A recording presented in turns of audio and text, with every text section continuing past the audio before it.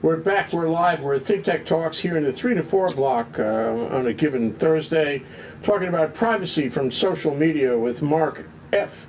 Is that Frank or just F?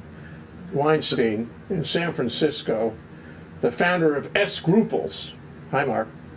Hey guys, and you're the first person in my life who's mentioned my middle initial, and thank you very much. It does tie into my grandmother's maiden name. And the company name is Scruples, Scrouples, and it's really about doing the right thing. Okay, we're going to get to that.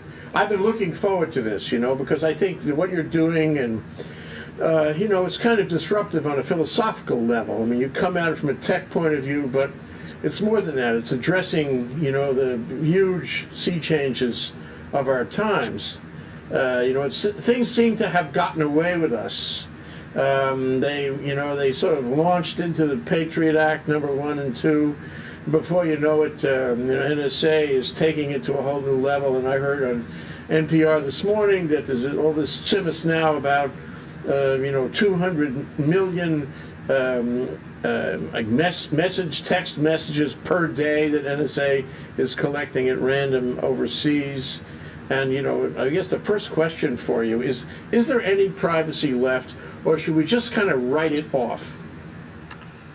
Okay, well, let's look at the philosophy, right? Because I know that you said, we have a technology solution, but really we start with a philosophy. In 2010, it wasn't the NSA that said privacy was dead. It was Mark Zuckerberg.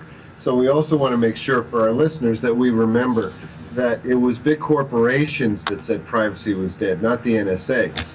And when Mark Zuckerberg said privacy is a social norm of the past, get over it, I was like, I'm sorry, Mr. Zuckerberg, but privacy is a fundamental right of human beings.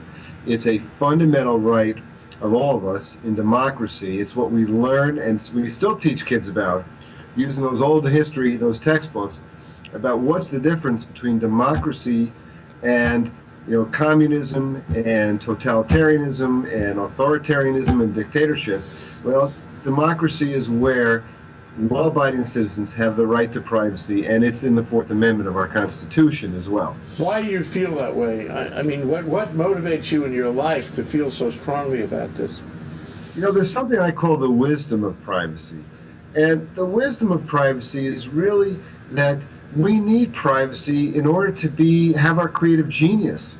It's just not natural for us to live public lives, which is why what we see now with Facebook having been around for several years and people starting now to censor themselves on Facebook. Facebook was where all of a sudden we lived in this uncensored, everything is public world, and now we're like, well, wait a minute, because there's something called after the ecstasy, the laundry. Now, the wisdom of privacy is that we need our private thoughts. We need our private time. We need a place, where we're not broadcasting to the world. Google just buying Nest. Are you kidding me? Google's now going to know what the temperature is that I have my house set at. They're going to have all this information on my home, on top of everything else. That was a weird acquisition, wasn't it? Well, that's an interesting way of putting it. It's creepy, and it's really, it's Google all the way, right? I mean, it's Google aggregating every possible piece of data. Remember, Google's motto is, what, do no evil? Yeah, I keep thinking that. I keep thinking that over and over, yeah. There's a philosophy. You guys are in Hawaii, and I love Hawaii. You guys are in Hawaii, so there's a philosophy about language. If you want to, and Mother Teresa was all about this, she would never go to a protest against war. She would go to something for peace, for humanity, for something. Do no evil.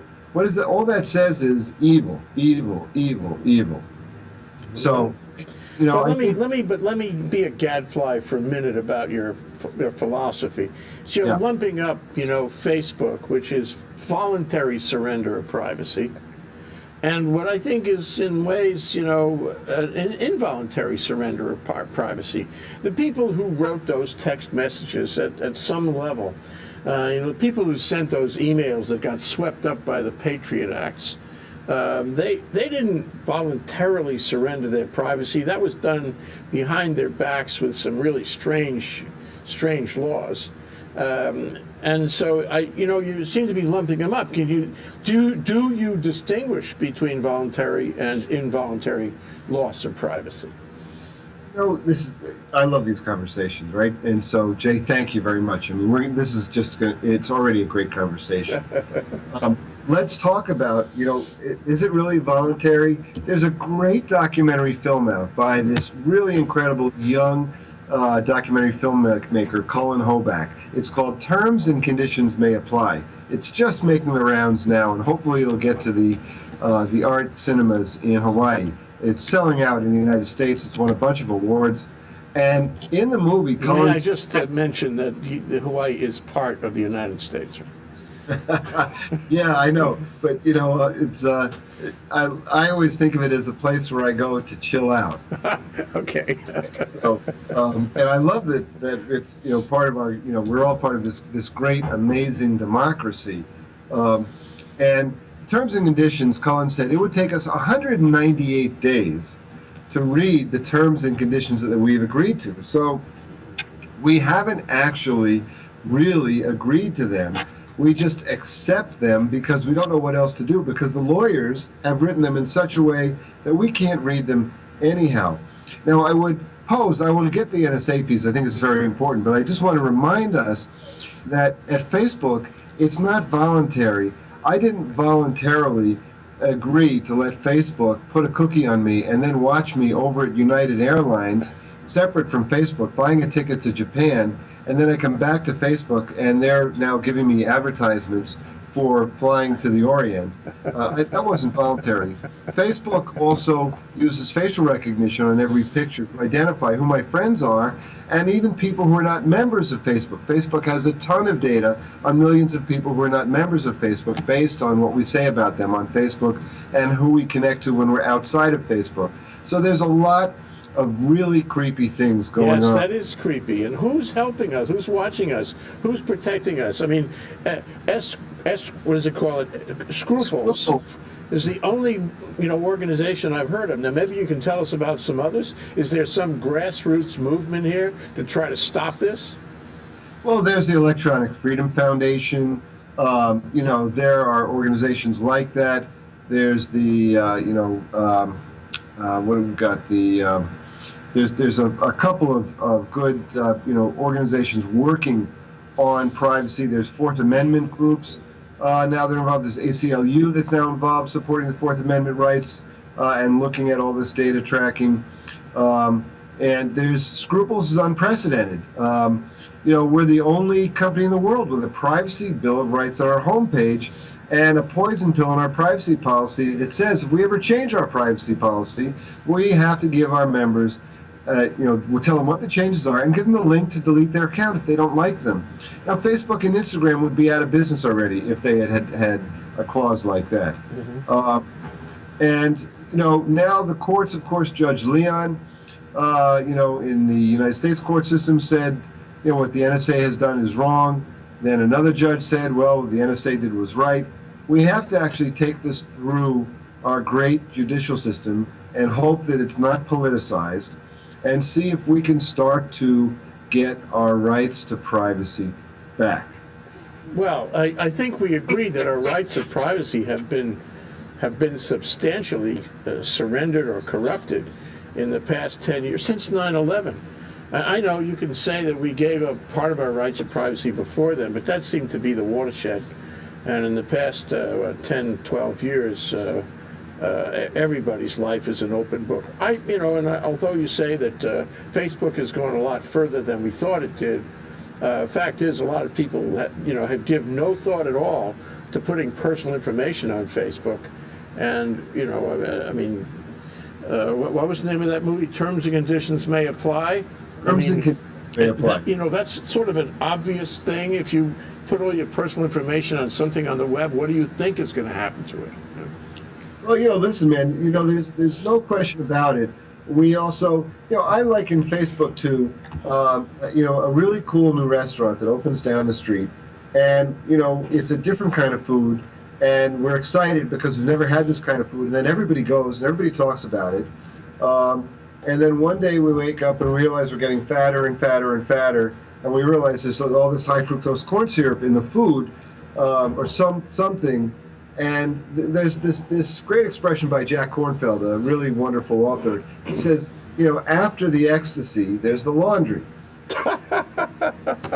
This is what we're waking up to. So the laundry today is, high school kids are not getting into colleges because of what they put on Facebook. Yeah.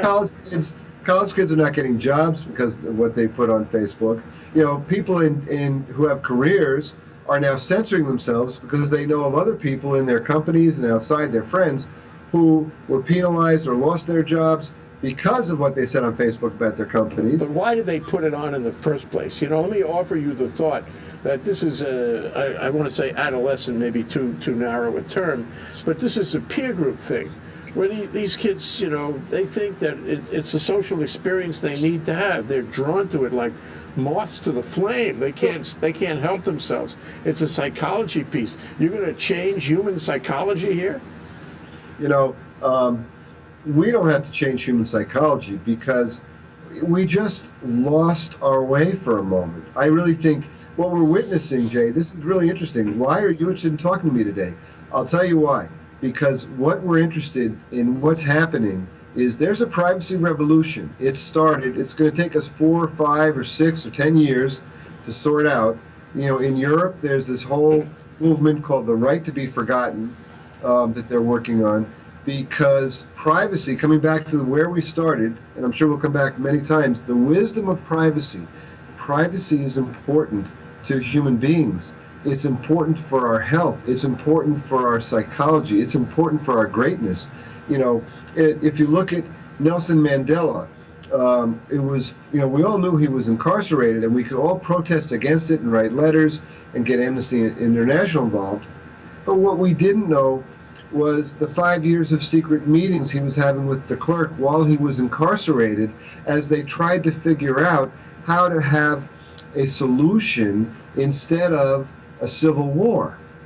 And there's a question today. Well, with everything being public, could they have done that? Could de Klerk, who was an avowed racist, could he have gotten away with having those meetings with Mandela and sorting it out so that we could have this really incredible, peaceful revolution in South Africa?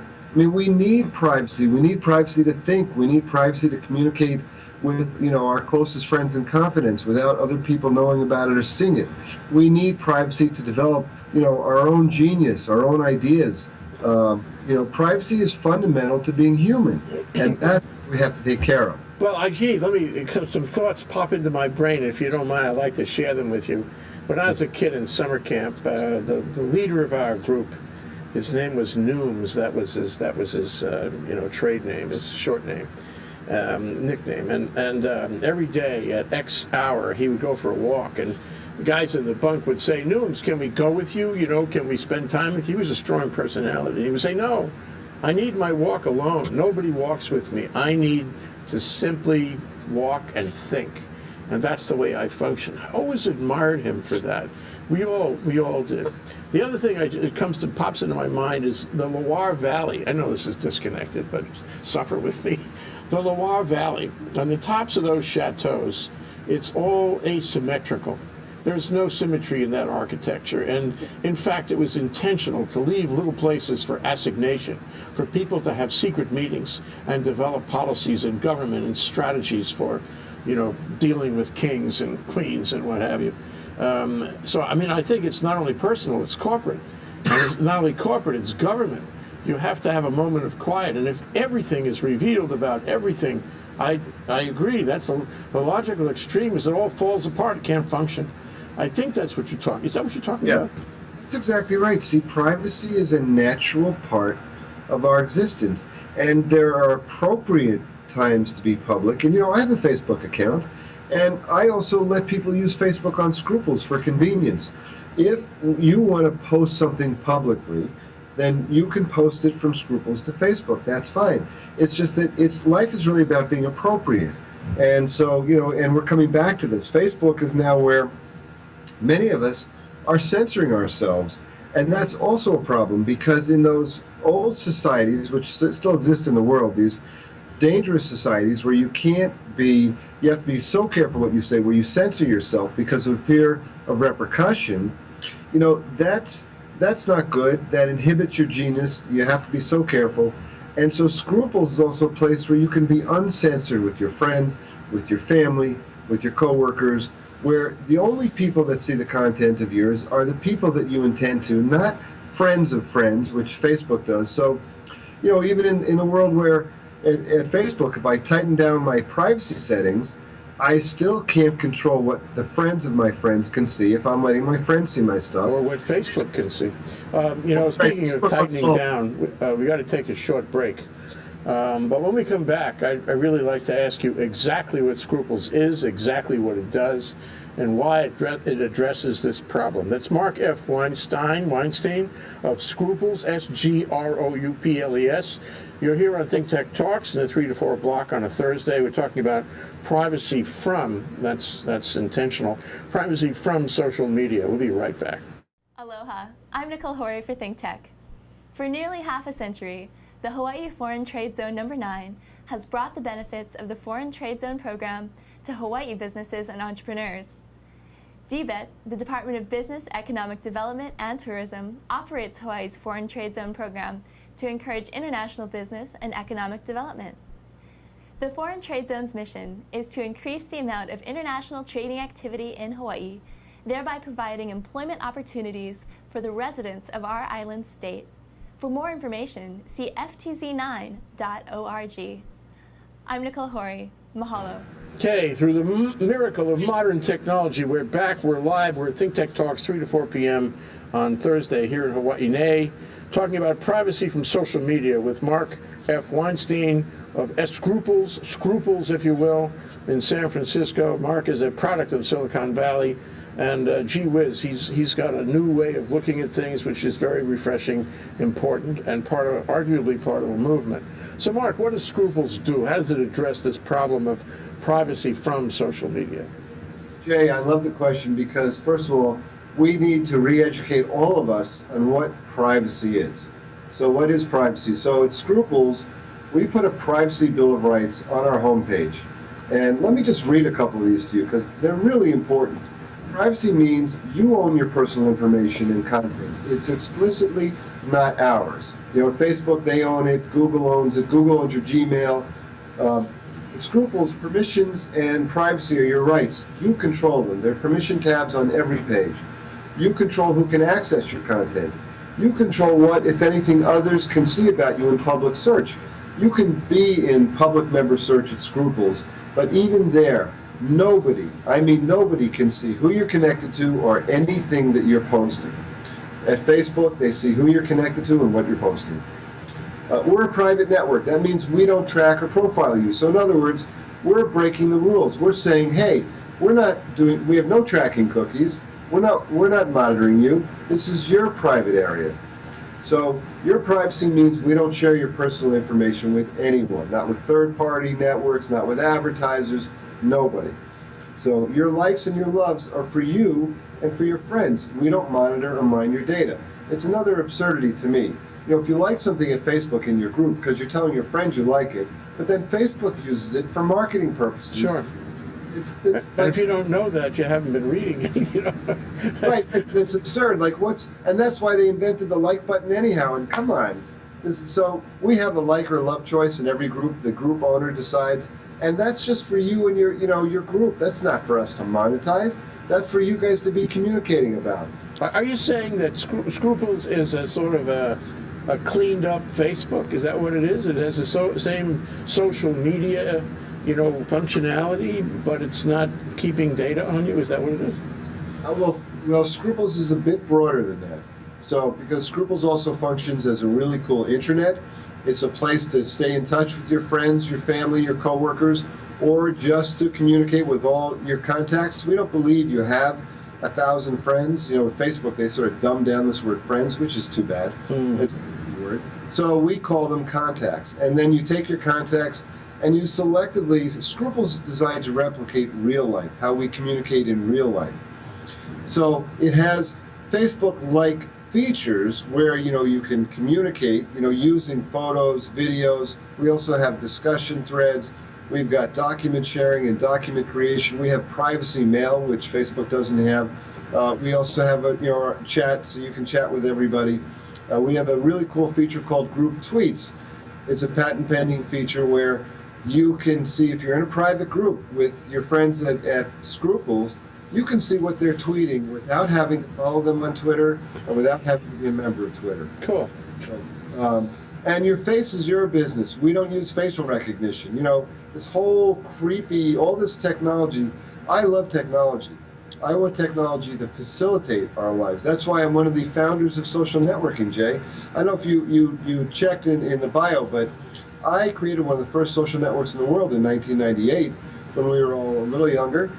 So, and people don't remember, but there was a whole era of social networking before MySpace, before Facebook, and I had a company called Supergroups, one of the first in the world, with superfamily.com and superfriends.com.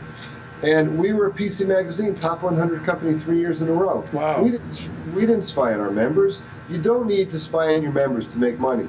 That's the fallacy that's been perpetrated upon us by the Googles and Facebook and Yahoos of the world. But your company's not here. Your company's not around.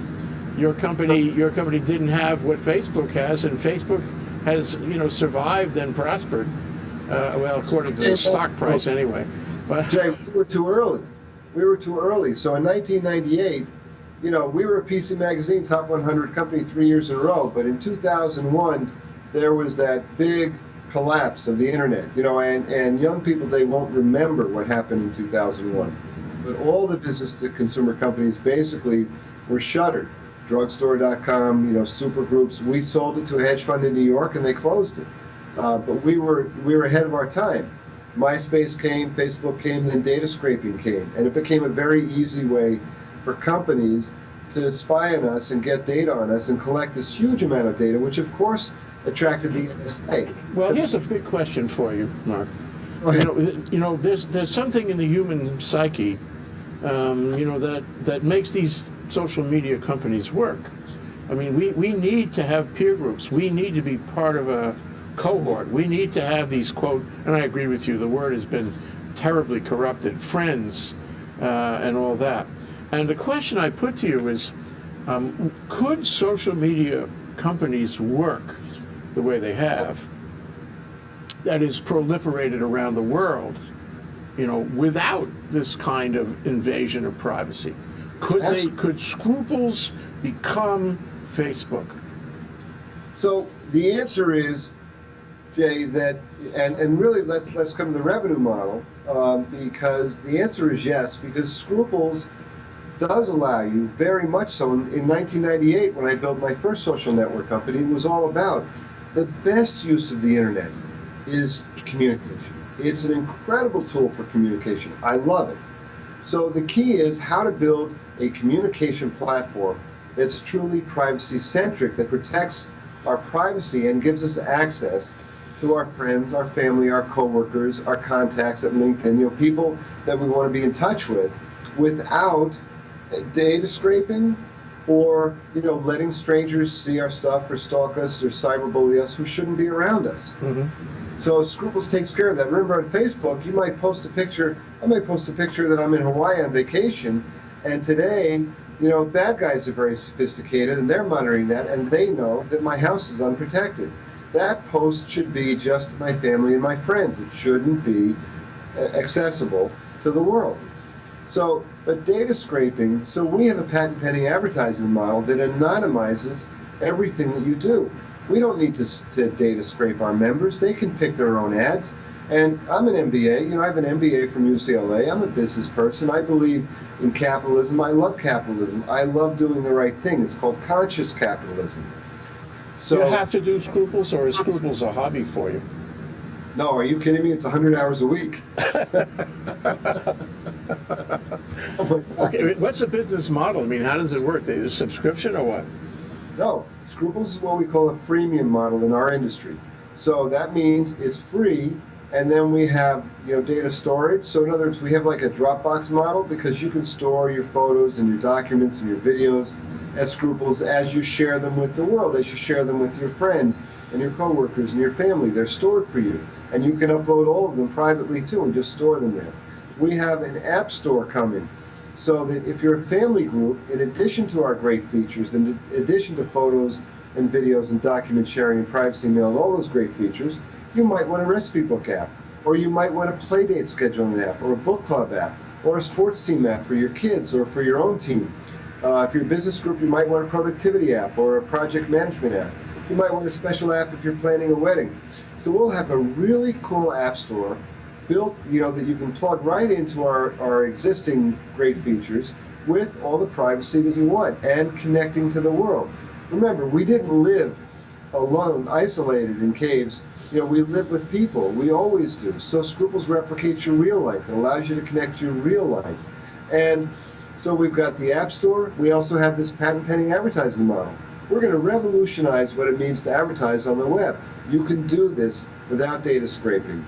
And I believe we're going to be able to show governments how to regulate this industry so that data scraping changes. Well, it's true. If you look at it from the point of view of the user, the guy who opens a Facebook account, the data scraping part, all that sneaky stuff behind the screen there, is not doing him any good, is it? No. The stuff that you object to is not doing the user any good at all. Right. Now, there are some people who feel that it's convenient that Facebook knows and is anticipating that they want a cup of coffee, or they're going to the pet store like Gmail. There are people, let's say 20 or 25% of the market, that think this is convenient, that there's this amazing machine that anticipates their every move. But for most of us, what's happened is, as the advertising and the data scraping has become much more rigorous and aggressive, we're getting weirded out. We're getting creeped out. This is like weird. It's like, wait a minute, how do you guys know when I wasn't even logged into Google or Facebook, and I was buying that airline ticket, or I was writing to my friend that I was going to stop at the pet store on the way home, and now I've got a pet store ad, and I'm writing a private Gmail? That's weird. And it's related to having a credit card. You see those, cops and robbers programs. The police always seem to know exactly where Joe Dokes is because of his last credit card transaction. And it gets worse. I mean, GPS on smartphones is just another way for somebody to know where we are every moment of our lives. But after this break, Mark, I want to look at it from I'm not sure it's still completely as relevant as I thought it was, but I want to look at this from the point of view of NSA. Yeah. Will NSA still have, the methodologies that it has today in terms of, stopping terrorists? And should NSA have anything to do with our data in its effort to stop terrorists, or is there some other way that it can stop terrorists? Anyway, so we'll take a short break. That's Mark F. Weinstein from Scruples, that's Scruples, here on Think Tech Talks, 3 to 4 o'clock on Thursday. I'm Jay Fidel. We're talking with Mark about privacy from social media. We'll be right back after this break. We want to thank our underwriters. Hawaiian Electric Company and its affiliates Maui Electric on Maui and Hawaii Electric Light Company on Hawaii Island are deeply committed to the communities they serve. Galen Ho is a senior executive of BAE Systems, a global defense, security, and aerospace company. The High Tech Development Corporation, the state's leading technology agency, attached to the Department of Business, Economic Development, and Tourism. Castle and Cook Hawaii, with a time-honored legacy that spans more than 160 years and revolves around its mission of investing in Hawaii, creating communities, and providing for the needs of our state. Hawaii Gas, formerly the Gas Company, a proponent of the Liquefied Natural Gas Initiative, helping Hawaii achieve its transition to clean energy and a better energy future. Collateral Analytics, a Hawaii-based tech company empowering the real estate industry with greater and faster access to the tools and data they need to make better informed property investment decisions. I'm Nicole Horry. Thanks so much for joining us on Think Tech. I'm Maria Kashem. See you next time. We're back. We're live. We're here on Think Tech Talks in the 3 to 4 block on Thursday. We're talking about privacy from social media with Mark F. Weinstein, founder and philosopher of Scruples, pronounced Scruples. I wanted to get into, the intersection, if you will, Mark, of what you do on Scruples and the need to avoid all the scraping of data that these websites, the social media websites, are doing on us, with the need for the government, assuming there is such a need, like you view that, to get data on a grand population so it can filter and screen, search that data for tips and trips on how to stop terrorists. So can we survive without the intervention of the government through these invasive techniques under the Patriot Act or otherwise in doing government business, in finding and rooting out terrorists? I think Peggy Noonan wrote about this in the Wall Street Journal, and she said, look, there's got to be other ways. You don't need to spy. America was always founded, and democracy was always founded on law enforcement doing their job and citizens having the right to privacy. So, if somebody is on social media, does the NSA really need to track us there? There are legal ways. If the law needs to find out about a member of Facebook or Scruples or Yahoo or Google, they can get a warrant. If they've got justifiable, cause, and they can get a warrant, and they can come to our company, and with a warrant, we can, they can get access because we have to follow the law. But to use the back door, especially at places like Facebook and Google where they aggregate the data. So the Wall Street Journal did a great article on what Google knows. It was July 31st, 2013. One of the reporters wrote an article on what Google knows about him. And the packet of information that Google can just hand off to the NSA includes, the 64,000 searches that he's ever done, the 2,300 documents that he's shared and looked at, all the emails that he's written, and all this bucket of information about him, what he's clicked on. It's incredible what they know and what they share. And what they turn over to NSA so easily now with that FISA court, which gives me the creeps. And listen, Jay, we should extend this to healthcare.gov. I just wrote an article. Our listeners can read, HuffingtonPost.com/Mark, M-A-R-K -Weinstein, W-E-I-N-S-T-E-I-N. I just wrote a piece about healthcare.gov's privacy policy. Jay, healthcare.gov, they have a relationship with Facebook and Google, and they say in their privacy policy that they are looking at who our friends are, what we're commenting on, everything we're doing on social media. They're getting access to it, and they're using that information to ascertain, the kind of healthcare coverage and our qualifications for healthcare coverage. Well, they think we buy in. Maybe a lot of people do. Facebook, it's good for you, like vitamin pills. Everybody should go Facebook. And if, for example, you have a website now, you got to get a Facebook link on it, right? Absolutely. And even if you're government, you got to get a Facebook link. It's good like vitamin pills. Nobody stops short and says, wait a minute, except you, I think. Nobody stops short. If you complain on Facebook now, oh God, my back is bothering me, or you post a picture, I was out with the guys having a few drinks last night, the government is getting that information. That's what they're looking for. They're looking for who your friends are, you're associating with, while they're deciding, how you qualify for health care.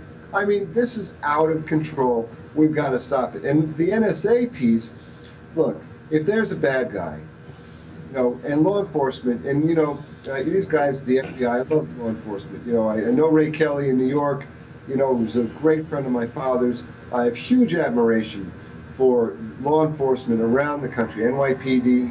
These guys are amazing, the men and women. Law enforcement is so great. They're our friends. And they know, too, because the Attorney General, Kamala Harris in California, she said, I heard her a couple of months ago, she said, I don't want my husband to know where I was 20 minutes ago. She said that right in the room. She said, private. Was her husband listening? And she said, look, like your friend at camp, that I'm not doing anything wrong, but privacy is my right. The world doesn't need to know. And she's the top law enforcement officer of California. It's that, there are other ways to get the data. If someone is a bad guy, they're not just talking on a social media site about it. They're doing something. They're taking actions. There are lots of ways for the NSA, for law enforcement, to get information. As Peggy Noonan said, we have to protect the right to privacy. This is what democracy is about. And we have to find the bad guys, and we have to protect the right to privacy while we're finding the bad guys. As who was it, Benjamin Franklin said, there's no, I forget the exact quote, but when you give up privacy, you give up liberty, and it's not worth it. You don't deserve it. If you start spying on your own people in intrusive ways that violate the Fourth Amendment, then I think he said you don't deserve privacy. You don't deserve liberty. Yeah, Benjamin Franklin. We can have a republic, if we want one. But what strikes me though is that in a complex world in the 21st century, in the battle between cops and robbers and citizens and terrorists, it's very hard to find the bad guys because we live in a very complex society, and the robbers have lots of weapons and tricks and whatnot. And that I think a lot of people would say, well, I want protection from them. I want security. I don't want to be attacked. I don't want people ripping me off. I want you to catch the bad guys, and if it takes an invasion of all of our respective privacies, then that's okay, because it's more important to me that you catch the bad guys and stop the terrorists. I think if you went down the street on the street corner, Mark, and you asked people that question, a fair number of them would say, I don't mind. I don't mind if you invade my privacy. I want security. Don't you think? This is why, Jay, who am I taking on at Scruples? I'm not taking on the NSA. I'm a patriotic American. I love America. We are so freaking lucky. We live in the greatest country in the whole world, the greatest country that's ever been. But I don't want Facebook, Google, Yahoo, all the advertising networks. I don't want, I think this is utterly wrong. So, and who can, it's like corporations spying on citizens? No.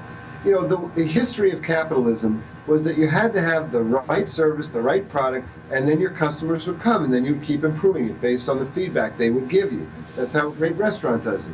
You don't need to spy on your customers because it's more convenient to spy on them than to ask them.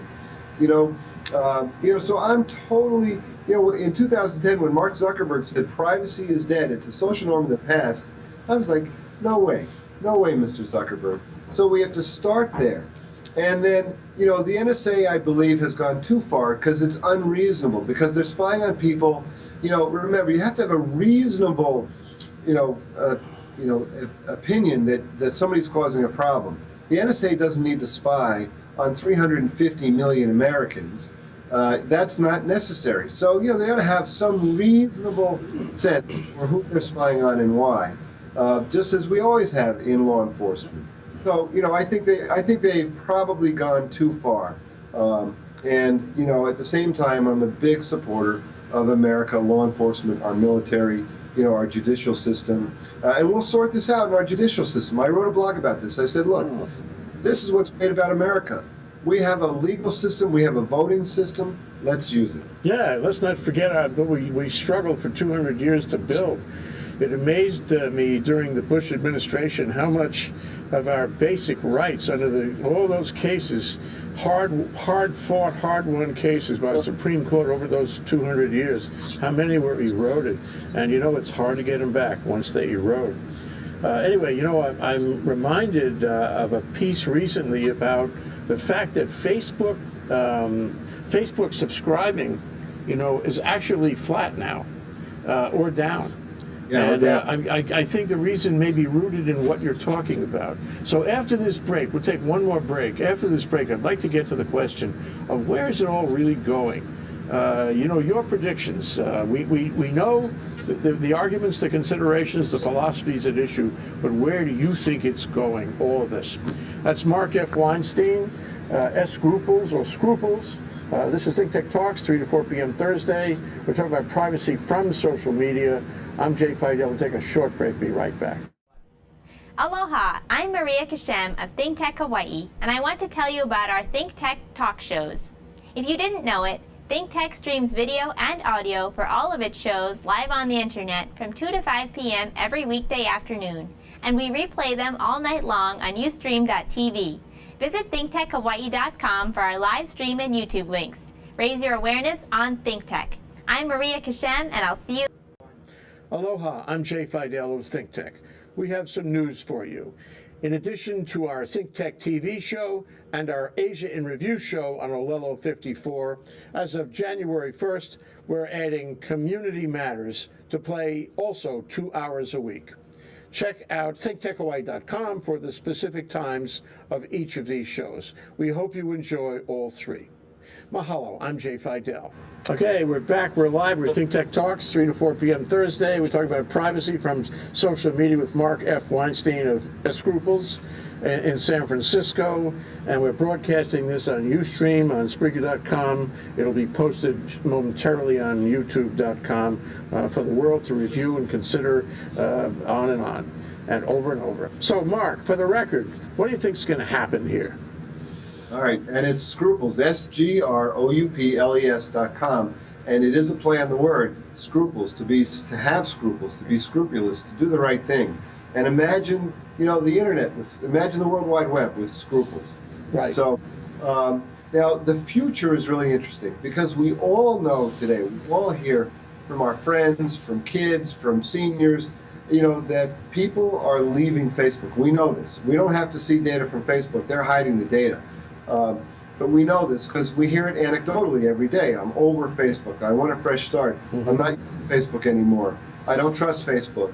And then we saw the rapid move and the rapid rise of Snapchat, this photo sharing app with disappearing messages. Mm-hmm. Now, I want to make sure that our listeners know that Snapchat pictures don't disappear. I've written about this on Huffington Post.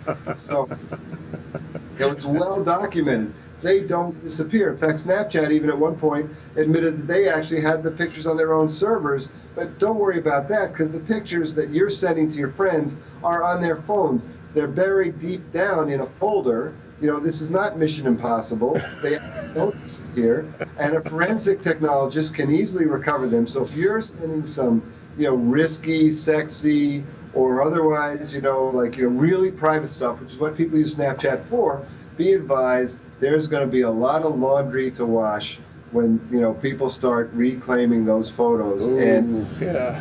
wrong hands. Or you're a boyfriend or a girlfriend, and all of a sudden you've broken up and somebody is pissed off and they take their phone to a guy who can hack it and recover those pictures that you sent. You're in trouble. So where's it going? Where's it going? In 2001, Facebook actually started to lose members in their mature markets. And they published some information about this. I think it was in May of 2011.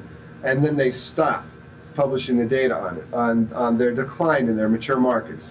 So then several months ago, I think it was in March of 2013, some data came out that showed that Facebook had lost like 5% of their market in Great Britain and had lost like 5 or 6 million members in their United States market. And Facebook again put the lid on the data because they don't want the stock market, they don't want their shareholders, they don't want to panic. But in fact, anecdotally, we know that Facebook, listen, they're the 800-pound gorilla, so of course they're likely to have a decline. They're likely to be at the mature stage of their existence, and they're likely to go into a decline also because after they went public, as egregious as they already were, as many times they'd already violated us and changed their privacy policies just on a whim, now they're data scraping like crazy. They're putting video ads in our faces. They're in our private groups on sensitive topics. They're letting anybody advertise to us who pays to. They're making us pay to post to the people in our groups. They're doing everything they can to offend us in the search of a dollar. And that's not what American capitalism are about. American capitalism are about respecting your customer, treating your customer, great. The customer is number one. So what I think is going to happen, and again, I wrote about this also, I think Facebook fatigue is real. And I think a year from now, we will see a real shift because also now that people are aware of how long things last and about the impact of Facebook on their lives, and parents are worried about posting pictures of their kids on Facebook because, their kids are going to grow up and say, "Mom, why did you do that?" So this is where Scruples comes in, because Scruples can, we love a full-featured platform. Facebook has really done a lovely job at building a full-featured platform so we can communicate with people we know. It's just they've done a terrible job of protecting our privacy, of respecting us, of treating us, with dignity. Suppose the NSA comes to you, Mark, and it wants your data, and it hands you one of those FISA warrants. What are you going to say to them? Has it happened, and what are you going to say to them? It has not happened, and our terms and conditions are very clear of what you can and cannot do with Scruples. So, and we're not encrypting our data yet. Encryption will be an option. So, Scruples is for law-abiding citizens who want privacy, who want a company, Scruples, not to be spying on them, not to be selling their data, not to know what you're doing, unless we get a complaint from somebody. And if the NSA came to us and said, "Hey, here's a warrant," if they have a warrant, Jay, I'm a law-abiding citizen. So if you're doing something wrong, don't do it at Scruples. So, and if the NSA just wants to take a peek, well, then they can't take a peek without a warrant, unless they're going to listen, nobody can protect, the Pentagon can't say that their site is secure from hacking. So, if you're doing something illegal, just don't do it, don't do it on the web.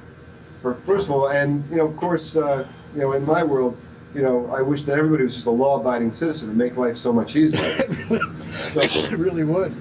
but, look, there are things that people do that are illegal, and if you're doing it illegally and law enforcement comes to Scruples with a warrant, then we're going to let them in if they have a warrant that says that they have access to it. Otherwise, if they make a request, we can deny the request.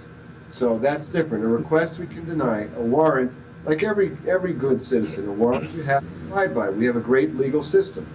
One more look into the future with you, Mark. I remember a couple of years ago, the iPhone was revealed to have a hidden file that recorded your GPS movements. I mean, every few minutes, your GPS location would be written down in this file. And I think Apple didn't really answer the question about whether this file was sort of going back to it, being sent back, and I'm not sure anybody, found out one way or the other. But it remains that GPS is really very invasive. And to have a record of every place you've been, within every few minutes, within a few inches, that's very troublesome. And it's a sleeper. It's still there. What are we going to do about that kind of thing? Your movements now, it's not your email necessarily or anything you revealed on Facebook, but your movements are being recorded every day you walk around with your smartphone.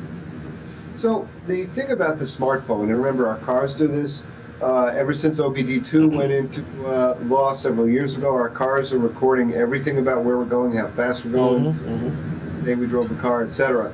But the phones, even more concerning than that, and you're right, is the fact that when you take a photo, that it's stamped with a lot of data about where you are, what time it is, etc. It's got your location on it, and at Scruples we scrape that data so that when you're sharing a photo, we wipe it off.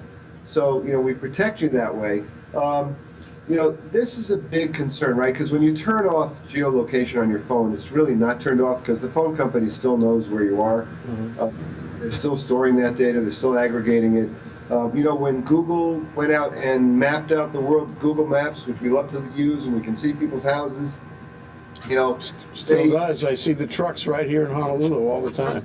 And you know what they did? They also, while they were doing it, they grabbed everybody's unsecured wireless networks and their passwords. They got fined over $20 million in the United States. They're still getting fined in other countries for having done that. So we have to be careful. We have to be mindful. This is why I say the privacy revolution is starting. This is why in Europe there's this initiative called The Right to Be Forgotten. This is why Cullen Hoback just made the movie called Terms and Conditions May Apply, so we can learn about it. This is why the Fourth Amendment really is designed and was designed by our founding fathers to protect us from unreasonable search. And this is why we have to start fighting back with companies like Scruples saying, hey, we don't need the data scrape. You own your content. We're not using facial recognition. Jay, facial recognition is another thing to be concerned about. We're out of time, Mark. Anyway, Mark F. Weinstein, Scruples, a great site, a statement, a protest, if you will, part of the movement to get back to the basic right of privacy. Today I've been talking about privacy from social media with him. This is Think Tech Talks 3 to 4 block.